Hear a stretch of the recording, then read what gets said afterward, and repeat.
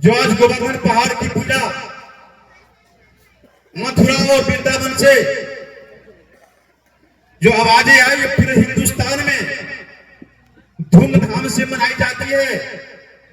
कुछ लोगों ने बोला देव का देव भगवान का नाम ले रहे थे, जिनके अहंकार की वजह से गोवर्धन पूजा होती है। मैं कहना चाहता हूं दोस्तों कि इंद्र भगवान की पूरे दुनिया में कहीं मंदिर है क्या? न तो कोई पूजा करता है न कोई मंदिर है। इसका मतलब कि यह व्यक्ति अत्याचारी था। यह अत्याचारी व्यक्ति को कहां निकाला गया है कि कृष्ण भगवान जब होश में आए तो पूरे वृंदावन वासियों को देखा कि यह पर्वत को पूज रहे हैं। इंद्र भगवान की जगह पर्वत के बजाय इंद्र भगवान की पूजा हो रही थी। जहां तक इनकी माता जी भी पूजा करने निकली, बोले भैया तुम गोवर्धन पहाड़ छोड़ इंद्र की पूजा करने क्यों जा रही हो?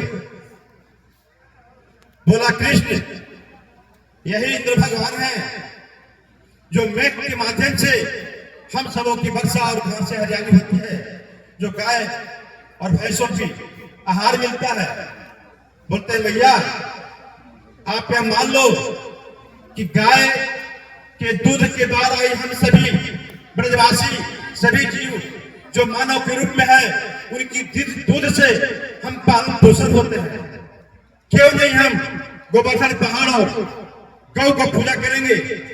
इस बात को सुनकर इंद्र भगवान ने घोर वर्षा किया, इतना वर्षा किया कि पूरे वृंदावन वासी पूरे ब्रजवासी सारे ग्वाला तबाह हो गए। तब कृष्ण भगवान ने अपने तर्जनी उंगली पर पहाड़ को उठाते हुए सारे ब्रजवासियों को बुलाया, अपने पहाड़ के नीचे सबको रक्षा किया।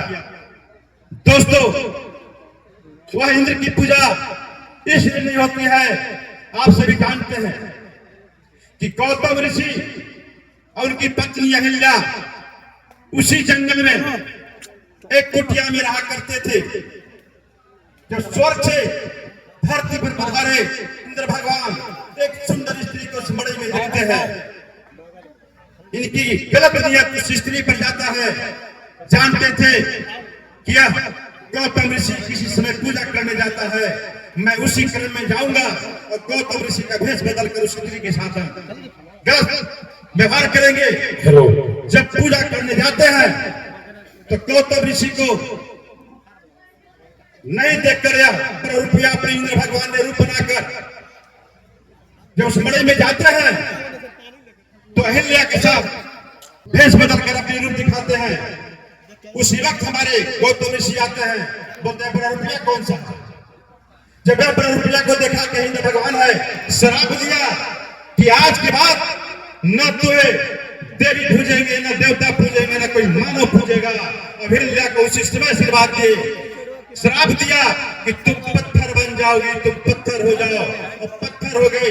वही अहिल्या जब रामचंद्र भगवान जब अयोध्या से लौटे उनके चरण को स्पर्श कर अहिल्या फिर अपने मानव का रूप लिया। दोस्तों बहुत सारी कथाएं हैं, बहुत सारी चीजें हैं। हमारे संचालक महोदय के बार हेलो का आवाज आप सुन रहे हैं, इंडिकेट कर रहे हैं कि आप समय ज्यादा ले रहे हैं। मैं कहना चाहूंगा कि हमारे दोनों बिरैया दोनों आप सबों के बीच में संगीत के माध्यम से रात भर सरगोर करेंगे और दोनों से आग्रह करूंगा कि आप ऐसे संगीत के माध्यम से सारे वक्ताओं को एवं श्रोताओं को संदेश देंगे कि आने वाला दिन जो कृष्ण भगवान ने पर्वत उठाकर छाया किया था, कमजोर वर्ग को हम सब जितने भी सक्षम हैं सब लोग अगर पर्वत नहीं उठता है तो चौकी और खटिया उठाकर नीचे लोगों को रक्षा करने का व्यवस्था करेंगे। दोस्तों यह अहंकारी व्यक्ति के बारे में एक सच कहते हुए मैं पानी में ध्यान दूंगा।